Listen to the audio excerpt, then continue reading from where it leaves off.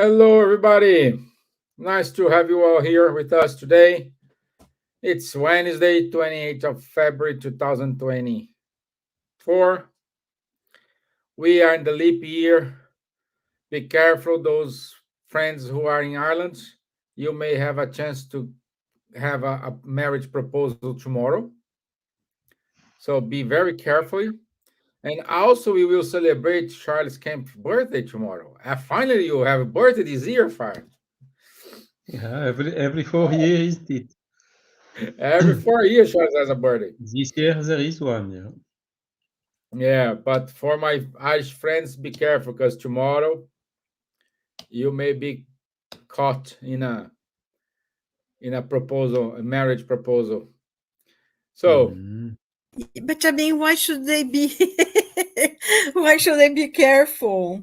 They might I don't want know to. because if the guy don't give the step forward, now is the chance for the wife, the partner give this step forward. You know what I mean? Exactly. Yeah. So so who are in their comfort zone? Tomorrow is a day this can go out. You know, they could go out. But anyway, we never knows. We never knows. So jokes apart. Uh, Today's topic is freedom and respect. Freedom and respect. Mainly, it is the law of freedom in the Spirit's book we will cover today. And this is from me. I want to say good evening, Miss Gibbons. How are you, my dear? Oh, good evening. All is well. Thank you very much.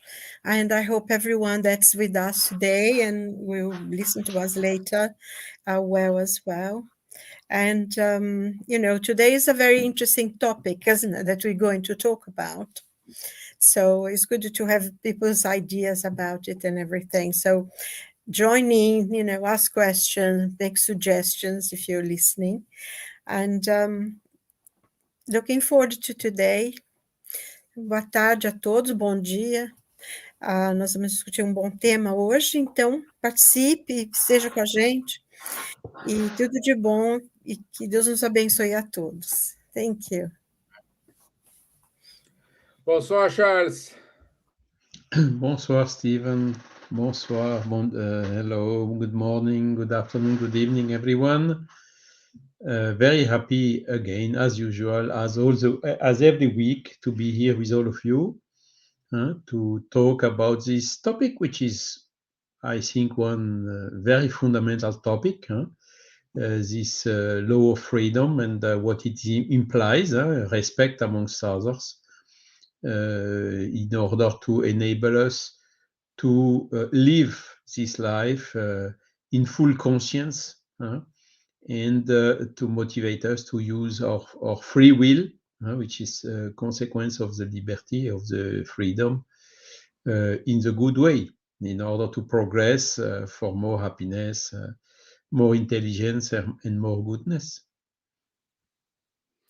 Lovely. Yes, this is so important topic, and I want to say good evening to our dear Elsa. She's back in São Paulo. Also to our friends Célia Carvalho, Julia Nezo, Cesar Perry, Beatriz Gilles. So good friends I don't see for a while. You should pop up in Europe someday, my friends. We're missing you. We need to have our good chats, good discussions about spiritism. Good to have we you. again in Brazil, isn't it? Yes, yes. 2019 already. So, Yeah. The last time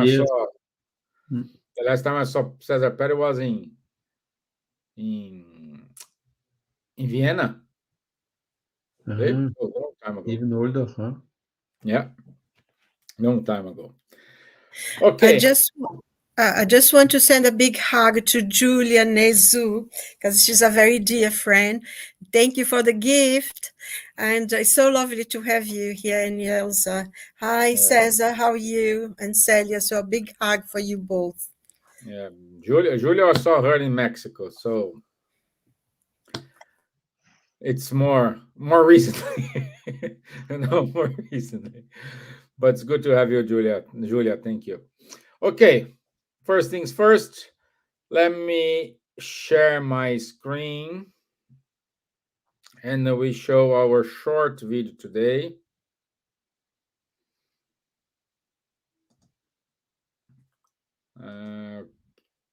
Okay.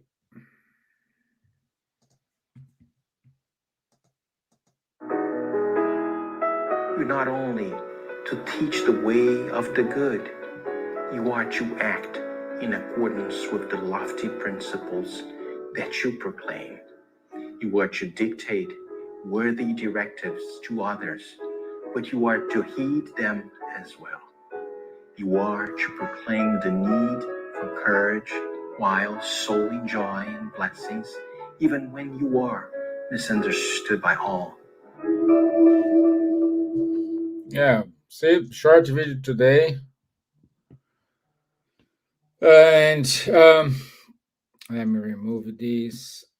Just a quick reflection about the freedom and the respect in Spiritism. Spiritism emphasizes the importance of individual freedom in both terms, in personal autonomy and spiritual freedom. Spiritism advocates the freedom of thought, belief, and expression. And all individuals, either incarnate or discarnated, are encouraged to explore and develop their spiritual beliefs and practices without coercion or dogma. In terms of respect, is fundamental in Spiritism, not only in terms of respecting the beliefs and practices of others, but also in fostering a deep respect for all forms of life and existence. Respect for oneself, for others, and for the spiritual realm is seen as an essential for personal growth and harmony within society. So, as you can see, my friends, today we're gonna touch an important topic for ourselves, which is our free will and our freedom. And Charles, it's it's it's a characteristic here in Europe for us. We see here everybody preserves their freedom, their autonomy, let's say their autonomy. You know, they preserve a lot of these their values, and it's so good to see everyone respecting it without causing problems. At least here in Ireland is like this. We can see a protest on one side of the road, and the other side of the road, the traffic is running smoothly, no problem, because everybody is respecting. When they do a manifestation, they book a time, it will start, and that time it will finish.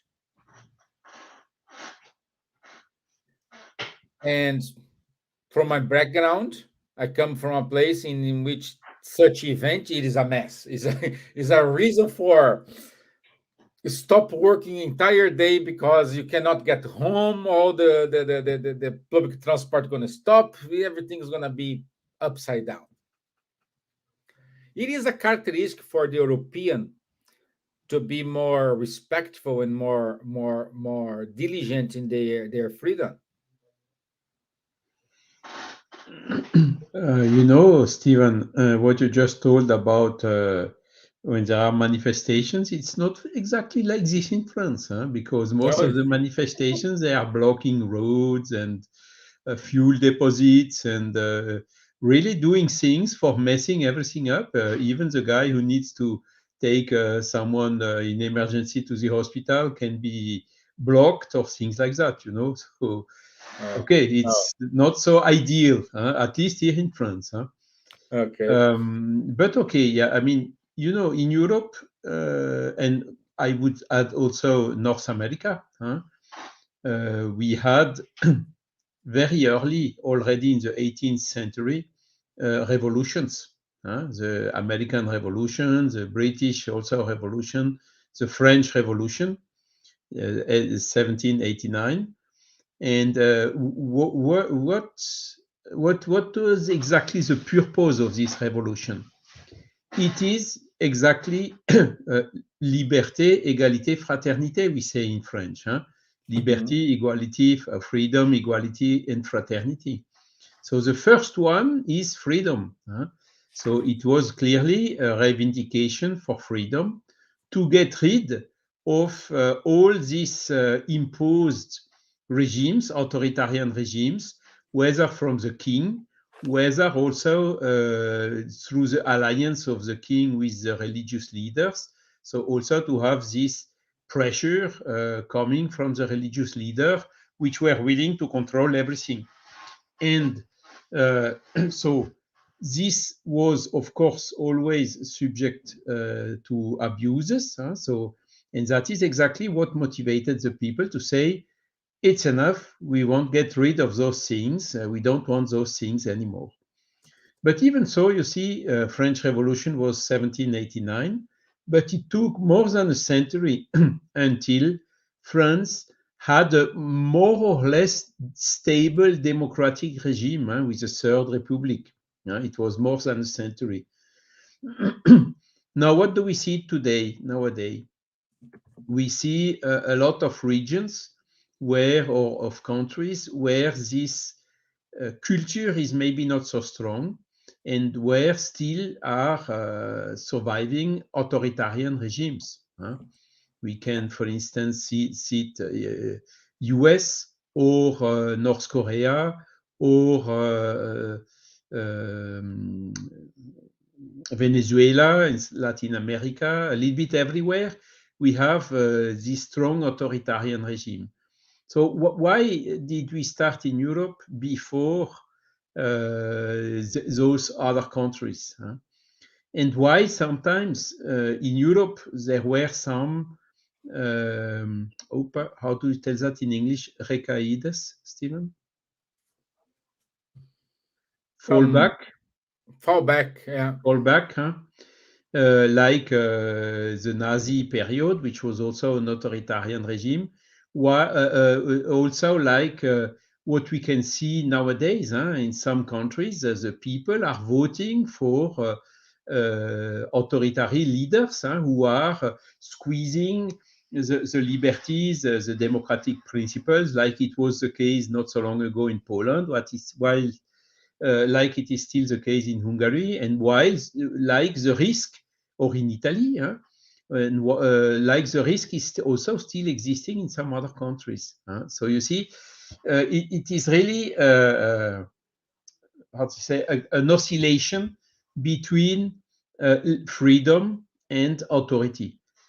And when we look, most of the wars around the world, even today, like Léon Denis said in his book Spiritism and the War, that he wrote after WW1, it is really almost all the cases a war for liberty against authority.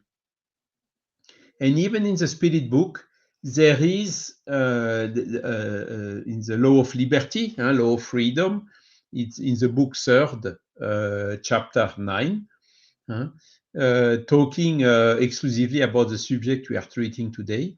There is a question which is saying about the wars. Are there some cases where the wars are still necessary? And the spirits, no, it's not law of liberty, it's law of destruction. The spirits, they answer, yes, the war is still necessary to gain liberty against the authority. And this is exactly what we see in Ukraine right now. I saw a member of the parliament in an interview this week on the TV. And at the end, she was asked, what would you say today to Vladimir Putin if you could talk to him? I would say, please go away. Let us live our life like we want, in a free we don't want authoritarian regime here in Ukraine anymore. So it's typically this war, some countries which were under the communist regime, the Soviet Union regime, which had some aims to go to liberty. And this is absolutely badly perceived by his neighbor, which is willing to stop that. And then using all the type of lies and manipulations and qualifying and qualification and whatsoever to justify something which is unjustifiable. Because the law of liberty, as per Allan Kardec, is a law of nature. It's natural liberty. It's, of course, we are living together, so we're not fully free, and there is where comes the respect. Each one of us, if he want to be free, he must respect the freedom of the other. Because if nobody respects the freedom of the other, the freedom is gone. It's as simple as that. But we have the freedom of thought. This is absolute. We are free to think whatever we want. And this is exactly this problem we have when for the revolutions and the wars nowadays of liberty against authority. But as soon as we are living in society, we need to respect the liberty of the others. And another fundamental aspect, which was stressed in the video at the beginning, is the free will. And I think this is something which is also very strong in Europe. Also protection of personal data, for instance, there are some questions like this which are very sensible because the people, they don't want to be monitored, they don't want to be filmed, they don't want to be registered and so on.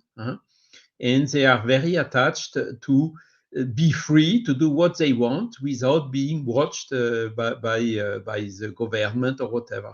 For instance, like in China, where you have these camps in the streets, recognizing the persons and then feeding a system to give a note to the person. This would be absolutely, strongly rejected in Europe.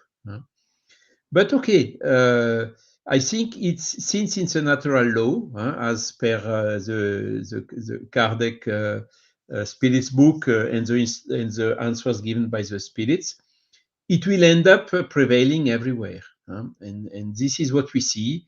There is clearly a move to more and more liberty, but this responsible liberty associated with corresponding responsibility.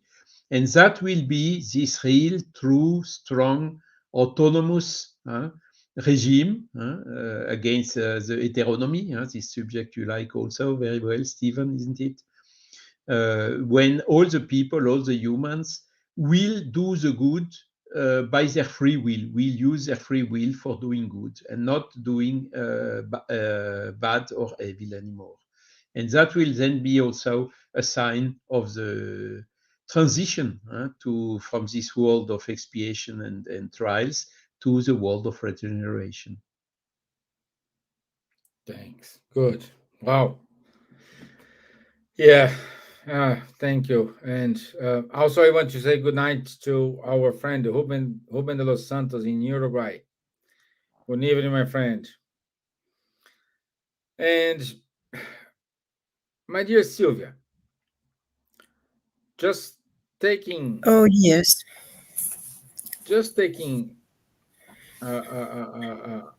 just following Charles' train of thought.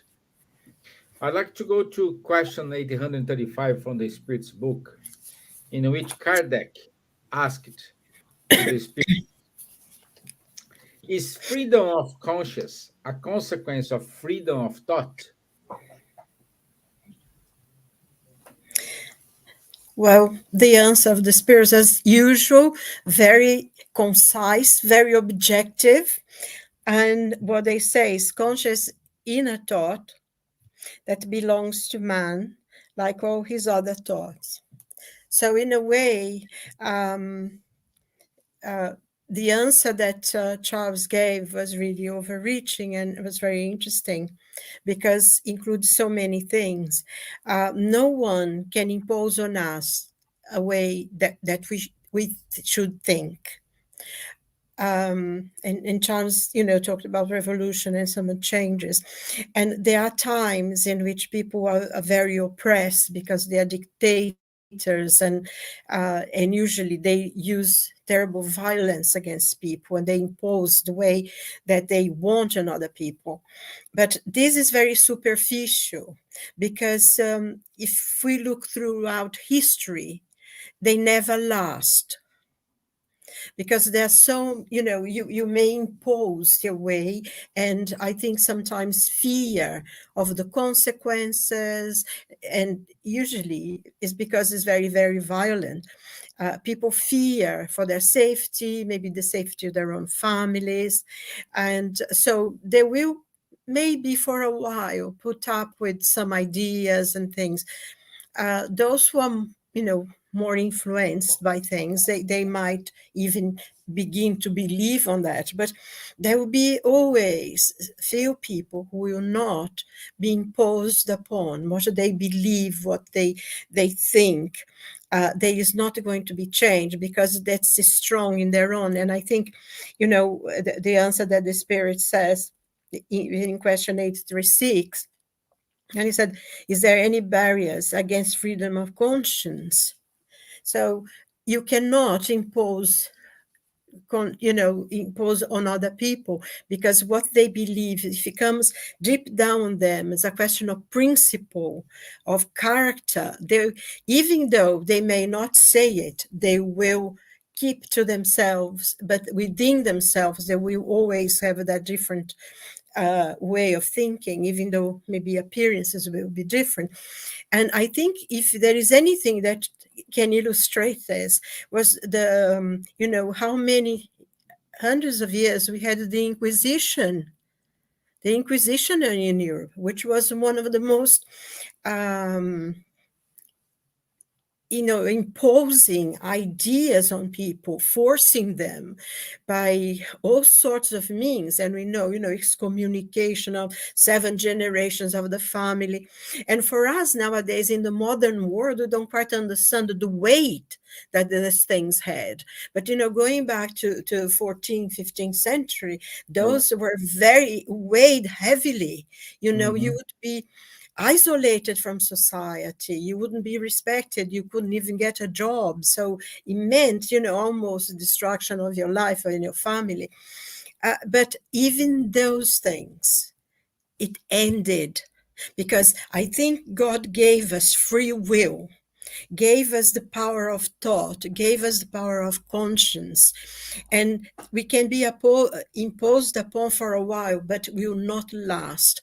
And we saw last century, there's horrible regimes that we had that imposed their ideas, their violence, the most atrocious thing, and they went. And I think, because comes a point that people get tired of being oppressed and they will move on. And I think Charles talked about the French Revolution, and there was an incredible example of a revolution because the people were there. It was not a group of intellectuals who had ideas, but the people came out in the street. And for it was a total change because, the power of the church was extremely very, very strong in France. And also to sustain the government, and people were starving and all these difficulties. And they said, no, enough. The fact that afterwards they took all that, the law, the liberty that they created, and you start imposing something else. It happened because human beings seems we need to go down sometimes to the very bottom of the abyss to be able to learn a few lessons and come up. So there is always this huge revolutionary changes in the world. It's I remember quite well in Iran, back in the 70s, that they wanted to change things, and people kept coming, and they would shoot them, and they would kept coming, and eventually, and now it seems to be, that thing that was sort of a freedom for a while became also an imposition. So there is big changes there. You have this thing sort of cooking in the between. And I think since the 18th century, the late 17th century, and the beginning, in the 18th century, especially in France, with the ideas of the great philosophers, Voltaire, Montesquieu, and so the idea that man is free to think, to decide his destiny, it completely changed the way that human beings see themselves. We see ourselves now as a free being, able to make our own decisions, to take part in our own destiny. And, the ideas that came through those philosophers in the and it's interesting because they call the Illuminists. It's very, very, it completely changed. Even Paris became the city of light, doesn't it, Charles? Because of the Illuminists, the ideas, which was so new and was so revolutionary. And of course, eventually they did have the French Revolution. And also the ideas as well of the American Revolution. It came from France as well. And even in Brazil, amazing as it seems, those ideas really spurred people to try to have freedom as well, because, they tried the revolution in Brazil long before the Americans, and was exactly based on those ideas of freedom. So I think even in a sort of a strong, and Charles talked about in the Ukraine at the moment, and in so many places, people are changing, and it will change. You cannot impose your or oppression, your ideas for too long, because there is a need. I think the very nature of a human being, as the spirits that we are, and this gift that God gave us to move forward, to evolve, means that we are forever looking for something, and we may be oppressed for a while, but there is always, and the more oppressed you are, the harder it is when you break out, doesn't it? It's like a huge avalanche. So I think this is very important for us, that you cannot be subdued, because you cannot impose a thought on someone. They would think whatever, a man completely enchained, he still can think for himself. His mind cannot be jailed. The only person who can jail him, it's himself, and I think that's why we see these revolutions and making huge changes, so they will. Yeah. And Charles, do you think we have a kind of limitation in our free will because we as a human, I think we made a mistake in comparing freedom with free will. But even though they are different, do you think there is a limitation in our free will?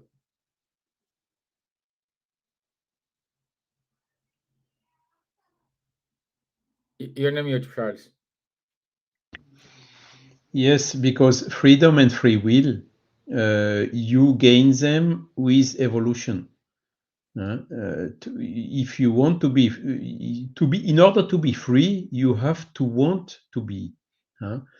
And this, the more the spirit evolves, the more it acquires freedom, and also free will, in the sense of using the free will in the good direction. So it comes I mean, without free will, what are we? Because there are some scientists even today which are following the philosophy of determinism, which is okay. You know the initial conditions. If we know the initial conditions, we can calculate whatever someone will do or think or in the future. Means that all what we are doing today has been somehow programmed and can be foreseen in advance once we acquire the conditions. Okay, so this is the so-called determinism, the deterministic philosophy. And if this would be really true, what would we be? A machine or maybe an animal? The animals that's another good question. Do the animal have also free will? Not so much, because they have instincts. And here we see some animals starting to getting some kind of very slight signs of intelligence and of free will. And in humans, this free will is much more developed and the instinct is much reduced, albeit the instinct is always something quite safe to follow. But the free will has somehow replaced the instinct. So this is exactly illustrating this question of the limitation of the free will. We get it only really when we evolve. The lack of evolution is also reducing our free will, clearly. Yeah. And interestingly is when we look today, all these regimes, authoritarian regimes that have been, they are using so wise, I mean, you can have a kind of a handbook of if you want to be a good dictator or a good authoritarian regime, what you have to do. And there are a lot of recepts. Feed the people with useless things, and you have even some the authors who wrote books about this, the manual of the perfect dictator. And for instance, also the police that protects you must be paid double or triple as usual, in order to make sure they will be very dedicated and reliable to you. And there are a lot of methods like this in order to manipulate the people without the people becoming aware of it. So here as well, we see the people who are lacking the intelligence to detect they are manipulated are also somehow limited in their free will. And in order to come out of it, really, we need to study, we need to educate. And education is the only way to know, I'm being manipulated, let's stop, step out, or whatever. Because otherwise, you will, how to say, be like what is today still the majority of population, unfortunately, in these countries, where already young, they are manipulated with fake news, with false notions, and so on. And this has a very strong influence on their spirit, on their character, because starting in these difficult conditions, it will be much more work to acquire the discernment which is necessary in order not to fall in these traps. And this is somehow what we are seeing today. I'm really wondering, how can people like in some countries, I told about Poland, Hungary, even UK, the Brexit has been voted, and then all of a sudden, oops, did we really have the nice vote? A lot of people started to doubt, but too late. It has been done. And in Poland, apparently, there has been a back change now, because the people became aware that it went too much, too far, and that it is time to give a break. Unfortunately, even today, the people still need to suffer such manipulations in order to become to get the conscience and the discernment to resist about it. And that's, amongst others, why Jesus said scandals must happen. It's only when scandals are happening that the consciences awake slowly but surely. And so we have these scandals in Ukraine, we have scandals in North Korea, we have scandals in Venezuela, we have scandals in Palestine, even. That's also, you see, authority against liberty, mixed with different culture and different religion. And it's again the same basic fundamental problem. Someone willing to gain space of the other. This also combined with selfishness is giving these terrible things we are still suffering here in the world. So we really should think about this liberty. We should think about and see all these conditions which are behind. Otherwise, we will not switch to this world of regeneration. Clearly, Yeah, I agree. I agree with you. And I would say once we learn that my respect, let me try to translate this. Um, my respect goes up to the point when it starts your respect, and I need to understand it. And we, as a human being, we like to judge, we like to impose our viewpoint. We don't respect others' opinion. Just because someone thinking in a different way, it doesn't mean it's wrong or right. They have their opinion. They have the base, the facts that convince that person to have that opinion, which is perhaps completely different from the other one. But what they start doing is they start to impose their point of viewpoint, view. and these become the mess. This is exactly where it starts. It starts on Yeah. an individual level, and then gets collective, and so it's at the root. We shall really develop this, cultivate this in ourselves, willing to be free, and also willing all the others to be free, and have this respect for the freedom of our neighbors. Yeah, agreed. I think it's interesting that you talk about respect, because that was the other part of the the talk, isn't it? And I was reading up the definition of freedom is what you have, you enjoy, but respect is what you give or receive. There is that a difference. Yeah, yeah, I think that, we were talking about how, how many times there were revolutions, there were completely change of ideas that had been imposed on people a long, long time.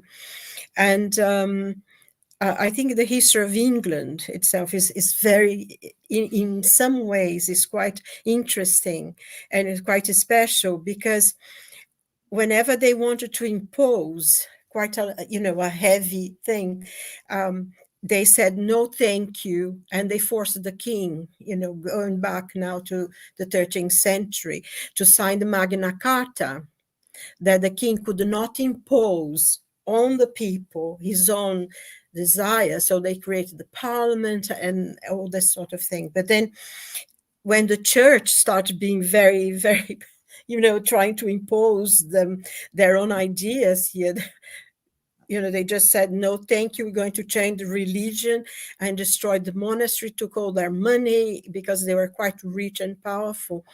And that is, in many, many places. And, we had sort of the rights, and it's been very good in that sense. But I find, and also in France, like we were talking before, and it's interesting because thinking about France, especially in relation to freedom and everything, the biographer of Voltaire, she wrote something very interesting. A lot of people actually talk about saying that this is from Voltaire, but it was from his biographer, based on his writings and his ideas, because Voltaire was a great fighter for new ideas and for freedom of thought and everything. And I love this phrase. He said, I disagree with what you say, but I will defend to death your right to say it. And I think it's very enlightening. And, because Voltaire was incredible, the way he really fought against the authority and the church and all that kind. And this is really interesting, because we seem now coming back, sort of in a way, because of everything that's happening in the world now, we seem to become away now from that thing of respect for what you think, freedom of expression, even religion. People start now trying to impose religion on other people, which is incredible. If you think about the 21st century, and we almost becoming, in certain things, it's almost become medieval, the dark ages, the high middle ages. And when people wanted to impose their religion, they wanted to impose a thing, and freedom of expression and freedom of thought is being very, very frighteningly so, being imposed upon. And somehow, we, especially in the West and everything, we have this thing of fair play, we respect what you think and all that kind of thing.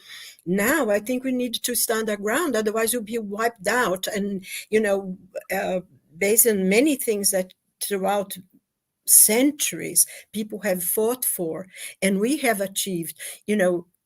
As a woman, I cannot imagine the freedom that I have now to decide my life, to have my own job, to have my own money, to buy my own house. It never happened before, until maybe the middle of the 20th century. That, women in England is very famous that they killed themselves. She threw herself in the front of the king's horse in Ascot to actually talk about the right to vote. They fought hard. I mean, it's a lot of things. And now I can't imagine the kind of freedom that women have, but we don't use it well. We don't use it to elect the right people. And, everybody seems to be standing back, when there is this wave of quite medieval thoughts coming into our lives. If you think about, I don't know, I think France as well, and most of the cities in Europe and America, I know, and I think all over the world, we having now freedom of expression. Freedom of thought doesn't exist if you don't accept what the mob, because we have a mob in our streets nowadays, and if we don't accept what they think, they are very violent. Very violent, So, I mean, you know as well, because there is a lot happening in Ireland, isn't there? Yeah, exactly. And I think, the Irish people are really leading the way there, I think, personally, because we need to really be careful. Okay, our freedom of expression, I think you said that. My freedom go as far as your freedom, ends when your freedom starts. Yeah. And we seem to be losing that. There is an imposition, people, So I think it's a time for us to think. And if we go to Genesis, that thing, that the spirits and Kardec, he brings the change of times. He describes exactly that the old order will not going to want to be let go. Because we as spirits, we are evolving. We have arrived at one point. We're sitting in the backs of Voltaire and Montesquieu and Rousseau and all the other philosophers that can, for a freedom, for a right to say, to think, and to respect the others. And the old order does not want to change. We read that, in Genesis, the end of times. So it's a time of change. And going back to that book that I absolutely love, Charles Dickens, it was the best of times, it was the worst of times. A time of freedom was a time of imposition. And he's talking about the French Revolution, the first paragraph of that book, extremely meaningful. And we need to start getting the reins, because our freedom, we sort of moving out and allowing impositions in our thoughts and our power of our freedom of expression and our freedom to support whoever we think is right, not to support because you're more violent and you're going to impose your things, and being very violent and against people and everything. So it's times of change, and we, as spiritists, we need to be very aware of it, that we are living the times that, like in Genesis, they describe so well. And of course, the prophetic sermon of Jesus in Mark, So there we are. Thank you. Wonderful, wonderful. I love this. I could hear you both talking all day here. Yeah.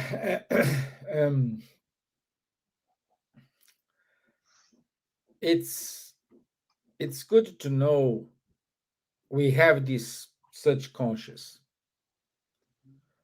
Um, but knowing it is one thing. Practicing it is a different thing. You can have we can have our way to think, our way to act at home, but when we go outside home, things change, because always we will have someone imposing things, someone not respecting the traffic light in front of us, or when you go parking your car, someone just pumps ahead and take the spot.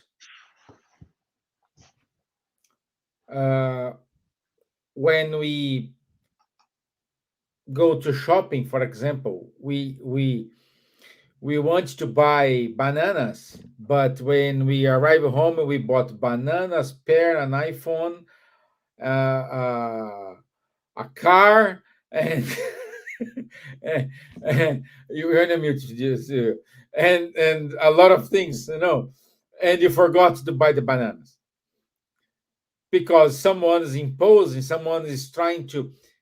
It's like I saw the other day, and I got this is a very good way to translate it. Imagine an elephant and a little girl, 6 years old, try to drive in the elephant. The elephant, it is our emotion. The little girl, it is our conscious. So when we are dealing with people, we are dealing with the elephant. Can you imagine when an elephant start to run? It's a mess, cause a lot of problems. This is our emotion. Even though our conscience say, no, calm down, please, go slowly. So this make us a kind of vulnerable to this manipulation we have around us, in which there is no respect, there is no free, there is a false sense of freedom, a false sense of respect. And what Spiritism taught us is we need to have our voice. We need to have our opinion. We need to fight for what we do believe, but never, never, ever trespass someone in order to get what you want.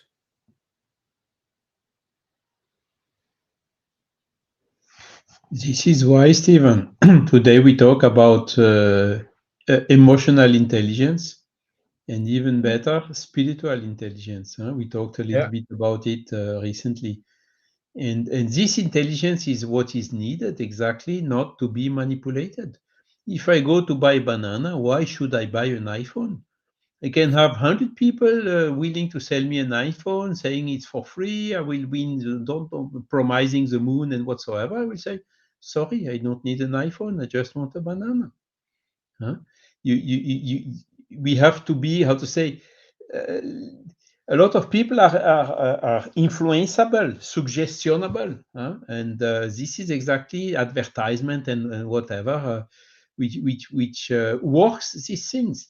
But we can resist to such things, but it needs intelligence, it needs discernment, it needs to be firm on the purpose. What is the objective of in my life, huh?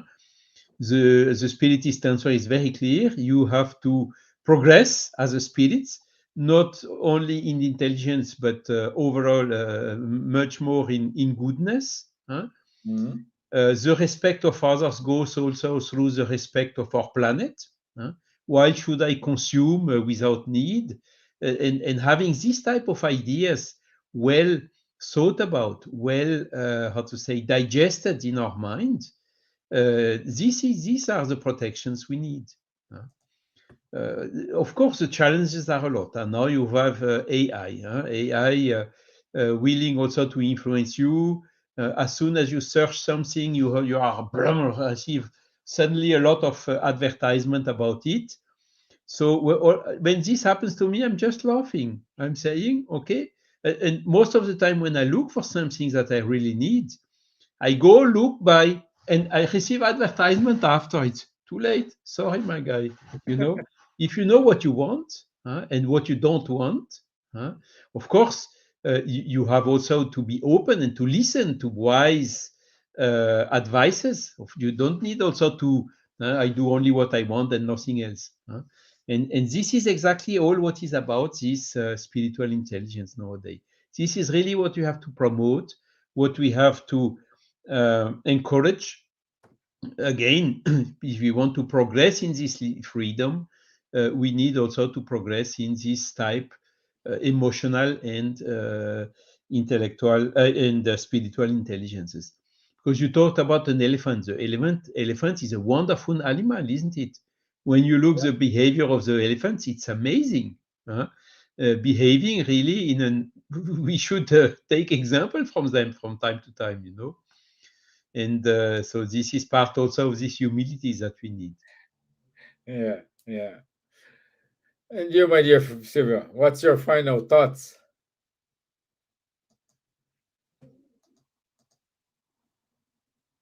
Well, I think that we're living now through the times of change and great changes, and sometimes I wonder, why should I be here now? But there must be a reason for us to be here, and I think a great responsibility goes to parents, to really give their children a kind of base which seems to be somehow being lost. I don't know if maybe respect for your family, respect for yourself, respect for your friends, even if you don't know them. Be friends with people.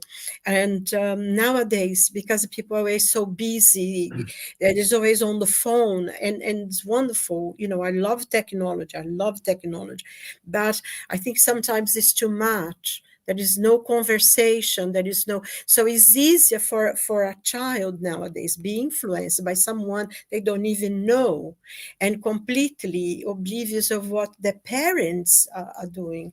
And I think some parents also, really, really a bit lapse in their the way they talk to the children. Is like the children now impose what they think on the parents. And I want to be friends. No, you're not friend with your child. You are her parent. You are their parent. Of course, you loving and kind, but even kindness sometimes they need boundaries. And I think if you think sometimes in terms, on your own life, how annoyed you were, when you were a teenager and you couldn't do certain things. But and I think I see my friends' children say, yes, but she did that, so and so can do it, why can't I? And I used to say that all the time. And my mother is to say, well, that's their problem, her parents' problem. You are my responsibility, and you're not going to do that. And nowadays, looking back, I feel really blessed that I had a path that was told me, that I respect my family, that I respect my friends, that I if they think different from me, it's fine. I don't need to impose on them. But also, are you not going to be imposed on? Because I think also when you are in a group and you don't stand up for yourself, you get carried away, you get into the mob idea, and you do things that afterwards, when you stop to think, you're ashamed of yourself, because when you are in a group, you behave in a completely without any intelligence whatsoever. You go with the flow. And I think that's one of the things we really need to teach our children, our young people, that they are an individual with ideas and strength of their own, and there is some things you accept on others, but you don't follow. And there are things you have to say no to.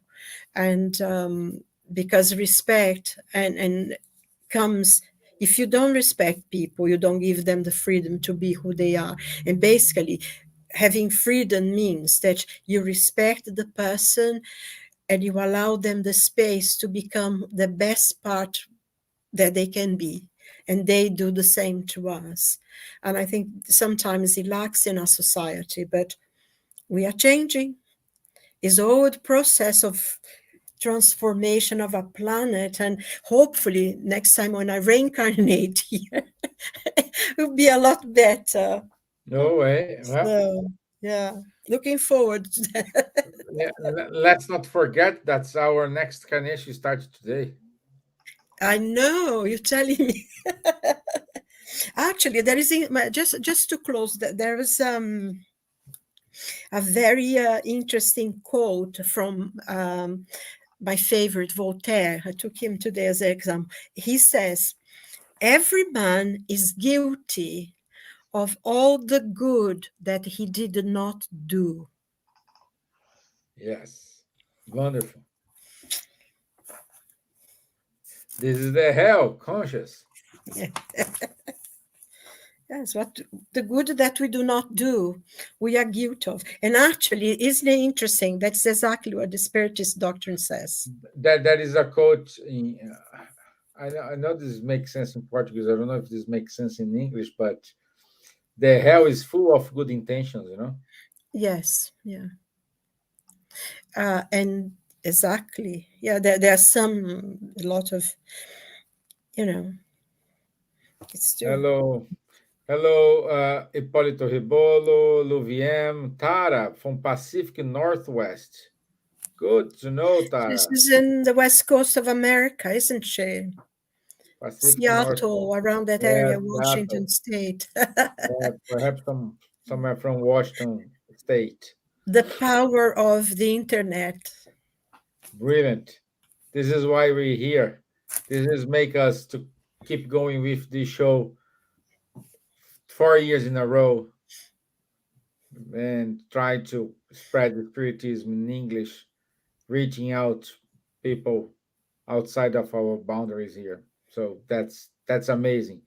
Tara, these kind of messages make our day, make our day, at least reaching there. And if you are waiting an opportunity to do a speech to go there, perhaps you're going to wait for years, and here in seconds we reach you. So good. That's so tough. Yes. Yeah. So let me go through the announcements. I don't know if you have announcement as well that the medium Flores Anton is coming to Yes. England this weekend. Yeah. It should be very interesting. Yes. Let me share here. There you go. Okay. So next week, 6th of March, we will talk about the power of prayer. So next week, the power of prayer, 9 p.m. London time. We'll be here ready to go. On the 2nd of March, as Silvia said, we will have Florence Anton. Silvia will translate him, don't you, Silvia? Yes, I will in many different places here in London. He'll be in London at the Spiritualist Association of Great Britain in Battersea and in Kingston and in No. some other places as well. But those are two that English people can go. Yeah, good. Yes. Okay. So also, just to save the date, but in June 29 and 3rd of June in Oxford, we will have our Spiritism Acts 2024 with 9 speakers. I think they'll follow the same rules as last year, Charles. 15 minutes each. Yes. Yeah. Okay. Good. It's very interactive, very, very, very quickly. And the good thing is we will have a session with the movie Astral City 2, Nosso Lar 2, The Messengers, because Wagner de Assis will be one of the speakers in these Spiritism Acts. Okay, so also this Sunday, Munir Gariba will host our friend Vanessa Anceloni, and she will talk about Camille Flammarion. So 3rd of March, 7 p.m. London time. Okay.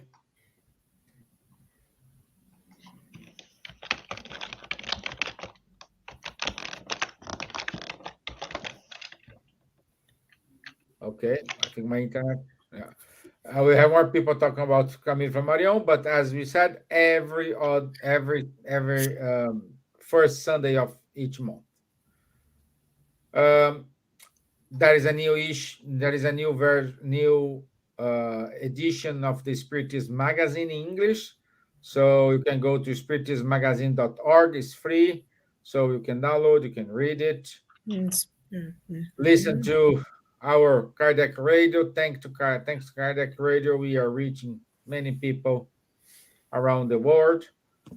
And last but not least, we do have every other Tuesday, 8:30 p.m., the conversation mediumship, time to talk with Faye Waddington and Rafael Caldas.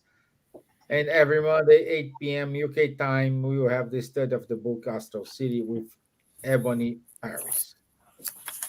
This is it from me today. I wish you all a wonderful evening. Merci, Charles. Obrigado, Silvia. Thank you all. Thank you. Thank you very much. Our dear Elsa, Luviem, Tara, Hipólito Rebolo, César Pérez, Júlia Neso, Rubem de Los Santos, Célia Carvalho, Beatriz Gilles. Thank you so much for being here with us this evening. I'll see you next Wednesday. Thank you. Bye-bye. Okay, bye-bye. God bless. Bye.